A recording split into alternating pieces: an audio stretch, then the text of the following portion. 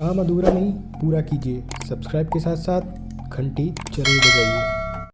जय हिंद दोस्तों, स्वागत है आप सभी का एक बार फिर से हमारे यूट्यूब चैनल दी कॉपी पेन में। तो आज का जो ये हमारा वीडियो है, ये fourth semester DElEd fourth semester का जो संपूर्ण सिलेबस है या पाठ्यक्रम है उसके संबंध में है। ठीक दोस्तों, तो हम इस वीडियो में बात करेंगे कि हमको कौन कौन से विषय फोर्थ सेमेस्टर में पढ़ने हैं, कितने विषय पढ़ने हैं, कौन सा विषय कितने नंबर का पूछा जाता है, इसके बारे में जानेंगे। ठीक है, तो वीडियो की शुरुआत करते हैं हम अपने एजुकेशन फर्स्ट पेपर से, जिसका नाम है आरंभिक स्तर पर भाषा एवं गणित के पठन, लेखन तथा संख्या पूर्व संबोधों क्षमताओं का विकास। ये हमारा एजुकेशन का पहला पेपर है और ये 50 नंबर का पूछा जाता है। तो हमारा ये जो पहला पेपर है एजुकेशन का, ये तो 50 नंबर का पूछा जाता है। इसके अंतर्गत हम देखेंगे कौन कौन से अध्याय हैं। ठीक, तो इसमें हम लोगों को पठन एवं लेखन का अर्थ एवं महत्व के बारे में पढ़ना है। ठीक, वर्ण शब्द एवं वाक्य, वर्ण शब्द एवं वाक्य के बारे में आप पहले भी पढ़ चुके हैं, काफ़ी सरल टॉपिक है। और इसके बाद ध्वनि का अध्ययन, फिर उसके बाद स्वरों, व्यंजनों तथा व्यंजन समूहों को सुनकर समझना। ठीक, और उसके बाद लिखा है निर्देश, संदेश, कविता, कहानियों तथा लोकगीतों के भावों आदि को सुनकर समझना। हिंदी व अंग्रेजी की ध्वनियों, स्वरों, व्यंजनों का शुद्ध उच्चारण, लिपि की सभी ध्वनियों के लिपि संकेतों को पहचान कर शुद्ध रूप में पढ़ना। और ये जो है विराम चिन्ह के बारे में इस लेसन में आप लोग पढ़ेंगे। ठीक, उसके बाद विलोम शब्द के बारे में और समानार्थी, तुकांत, अतुकांत तथा ध्वनियों वाले शब्दों को पहचानना एवं पढ़ना। ठीक, ऐसे ही लिपि संकेतों, अनुनासिक ध्वनियों के लिपि संकेतों, स्वर, व्यंजन मात्राएं तथा संयुक्त वर्णों के लेखन का ज्ञान, इसके बारे में पढ़ना है। इसके बाद हम लोग संख्या पूर्व तैयारी एवं संबोध के बारे में पढ़ेंगे और फिर गणित की संक्रियाएं, इकाई, दहाई तथा सैकड़े का ज्ञान। ठीक, और लास्ट जो इसका लेसन है वो है भाषा शिक्षण की समस्याएं। ठीक, तो इतना सब हम लोग एजुकेशन फर्स्ट पेपर में पढ़ेंगे। इसके बाद हमारा जो एजुकेशन का सेकंड पेपर है, ये भी 50 नंबर का पूछा जाता है, वो है शैक्षिक प्रबंधन एवं प्रशासन। ठीक, तो इसके अंतर्गत जो अध्याय है वो है संस्थागत नियोजन एवं प्रबंधन का अर्थ, आवश्यकता एवं महत्व। ठीक, सेकंड है विद्यालय प्रबंधन का अर्थ, आवश्यकता, महत्व एवं क्षेत्र। इसके बाद भौतिक संसाधनों का प्रबंधन, मानवीय संसाधनों का प्रबंधन, वित्तीय प्रबंधन, शैक्षिक प्रबंधन, समय प्रबंधन। ठीक है, और पाठ्य सहगामी क्रियाकलापों का प्रबंधन। इसमें क्या है कि अधिकतर मैनेजमेंट या प्रबंधन के बारे में आप लोग को पढ़ना है, जो अलग अलग क्षेत्रों में है उसके बारे में आप लोगों को इसमें जानकारी हासिल करना है। और ये दोनों पेपर काफ़ी इंपॉर्टेंट है, 50-50 नंबर के आते हैं, तो आप लोग अच्छे से पढ़िएगा। इसके बाद पाठ्य सहगामी क्रियाकलापों का प्रबंधन, सूचना एवं अभिलेखों का प्रबंधन, प्राकृतिक आपदाएं एवं आपदा प्रबंधन, प्रभावपूर्ण विद्यालय प्रबंधन के सिद्धांत, विद्यालय प्रबंधन में विभिन्न अभिकर्मियों की भूमिका, विद्यालय प्रबंधन में पर्यवेक्षण तंत्र की भूमिका, प्रारंभिक शिक्षा के विकास में विभिन्न अभिकरण एवं उनकी भूमिका। और आगे है कि राज्य एवं जिला स्तर पर कार्य करने वाले अभिकरण, प्राथमिक शिक्षा का आधारभूत ढांचा। तो ये 16 टॉपिक हैं, इसको आप लोगों को जो हमारा एजुकेशन का सेकंड पेपर है उसको पढ़ना है। ठीक है, आगे जो हमारे सब्जेक्ट आते हैं वो है विज्ञान विषय। ठीक है, तो विज्ञान है ये कितने नंबर का, ये 25 नंबर का पूछा जाता है। ठीक है, और इसका जो सिलेबस है, इसमें जो अध्याय हैं वो छोटे हैं, आप आसानी से पढ़ सकते हैं आराम से, कोई दिक्कत की बात नहीं। तो पहला है कि जैव विकास, पारिस्थितिकी तंत्र एवं उसके घटक, इसके बारे में आप लोगों को अध्ययन करना है। इसके बाद खनिज एवं धातु, इसमें अयस्क से धातु का निष्कर्षण, धातु एवं अधातु में अंतर, डिटेल में इनके बारे में जरूर पढ़िएगा। और फिर आवर्त सारणी जो हमारा अगला लेसन है, और फिर स्थिर विद्युत आवेश, विद्युत धारा एवं चुंबकत्व के बारे में भी है। और रक्त की संरचना, रक्त वर्ग तथा रक्त का आदान प्रदान, इसके बारे में आप लोगों को पढ़ना है।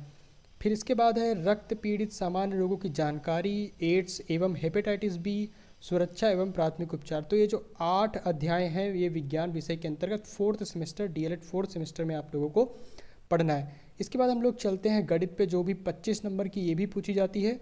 तो गणित का सिलेबस क्या है कि इसमें करणी, करणीगत राशि, करणी चिन्ह तथा करणी का घातांक, ये करणी के बारे में आप लोगों को पढ़ना है।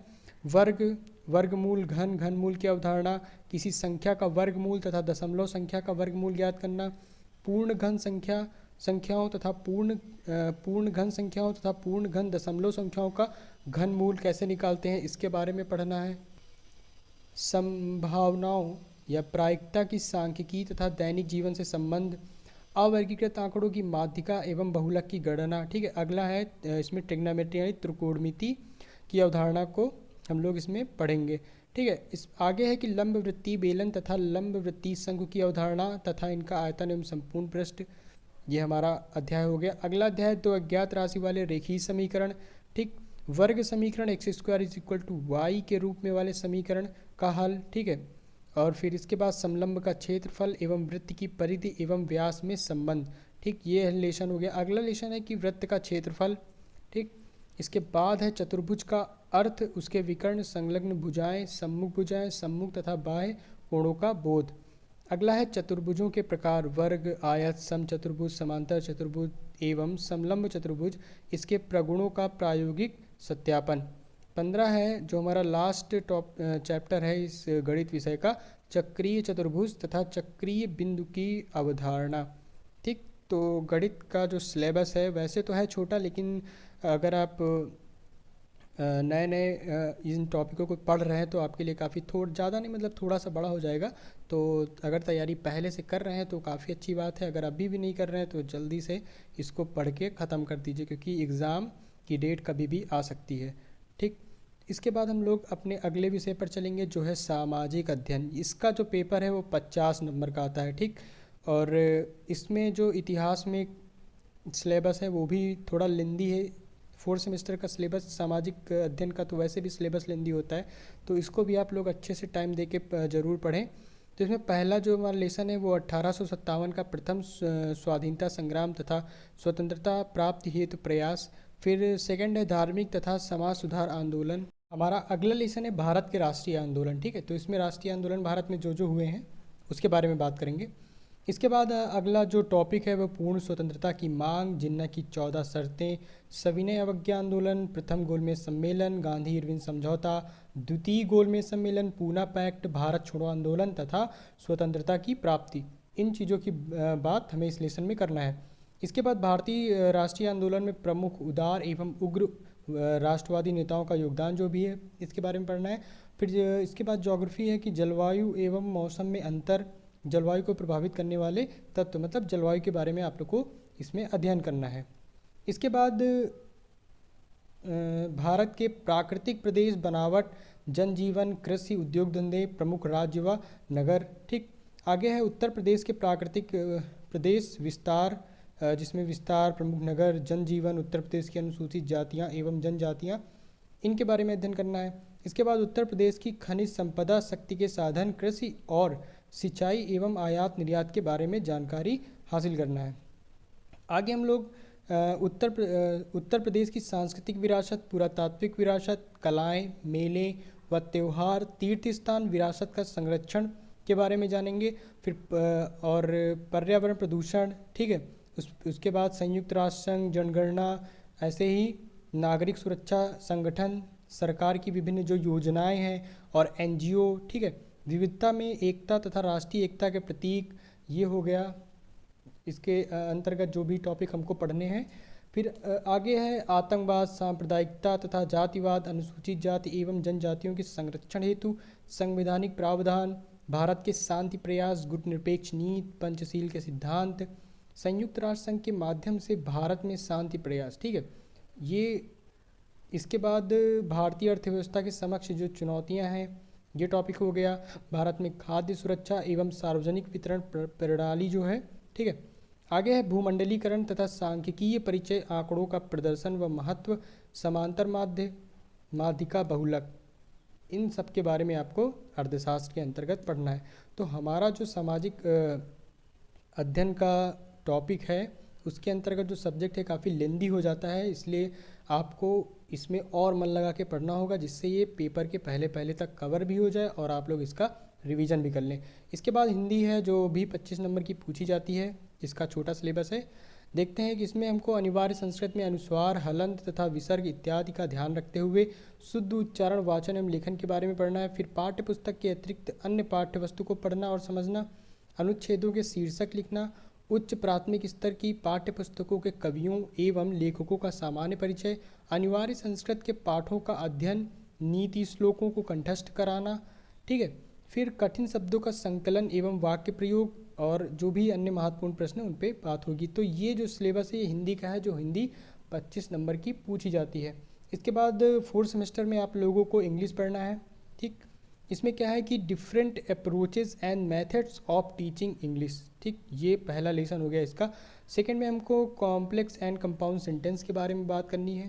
उसके बाद जो कमांड्स एंड रिक्वेस्ट, ठीक, फिर टेंस के बारे में बात करनी है। फिर उसके बाद preposition, conjunction, description of picture और ऑब्जेक्ट्स के बारे में बात करनी है, letters and application, filling up forms और लेसन प्लान, ठीक है। तो ये जो 10 टॉपिक हैं इंग्लिश के अंतर्गत हम लोगों को कवर करने हैं और ये इसका सिलेबस भी है। तो आगे जो हमारा 8वां सब्जेक्ट है शांति शिक्षा एवं सतत विकास, ये भी 25 नंबर की पूछी जाती है। तो इसका पहला जो लेसन है वो है शांति शिक्षा, जिसमें अवधारणा, आवश्यकता, मूल्य एवं कौशल के बारे में पढ़ना होगा आप लोगों को।